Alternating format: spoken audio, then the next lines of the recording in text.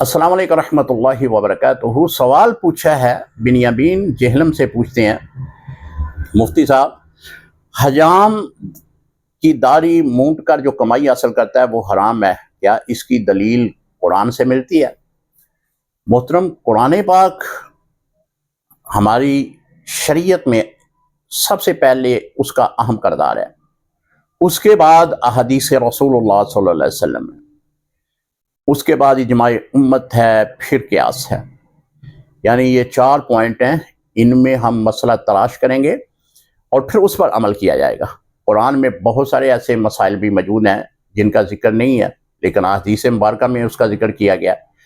مثال کے طور پہ قرآن میں نماز کا حکم ہے، نماز پڑھو، نماز قائم کرو، 750 بار اس کا حکم آیا ہے، لیکن اس کی ترتیب قرآن میں نہیں بیان کی گئی، کس طرح پڑھی جائے، اس کا طریقہ کار کیا ہے، رکعتیں کتنی ہیں، ظہر، عصر، مغرب، عشاء، یہ وقت کون سے ہیں، اس کا ذکر جو ہے وہ احادیث رسول اللہ صلی اللہ علیہ وسلم میں ہے۔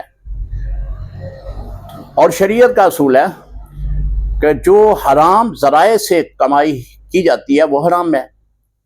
داڑھی مونڈنا یہ جائز نہیں ہے، کیونکہ یہ سنت واجبہ ہے، ہر مسلمان کے لیے سنت واجبہ ہے، اور سنت واجبہ کو ترک کرنا یا اس کو مونڈنا یہ اجماع امت ہے۔ اس پر علماء کرام کے فتوے موجود ہیں کہ اس کی کمائی حرام ہے۔ کئی ہمارے بھائی ایسے بھی موجود ہیں کہ جنہوں نے اپنے اس دکان کے باہر لکھ کر لگایا ہوتا ہے کہ ہم داڑھی نہیں مونڈتے، ہم خط بال کٹنگ کر لیتے ہیں۔ ان کو میں سلام پیش کرتا ہوں۔ تو لہذا داڑھی مونڈنے کی جو دلیل آپ نے قرآن سے طلب کی ہے، قرآن میں ڈائریکٹ طور پر ایسی کوئی دلیل موجود نہیں ہے۔ جب قرآن میں مسئلہ نہیں ملتا تو پھر حدیث رسول اللہ صلی اللہ علیہ وسلم کی طرف آتے ہیں۔ تو حدیث رسول اللہ صلی اللہ علیہ وسلم میں یہ روایت موجود ہے۔ السلام علیکم ورحمۃ اللہ وبرکاتہ۔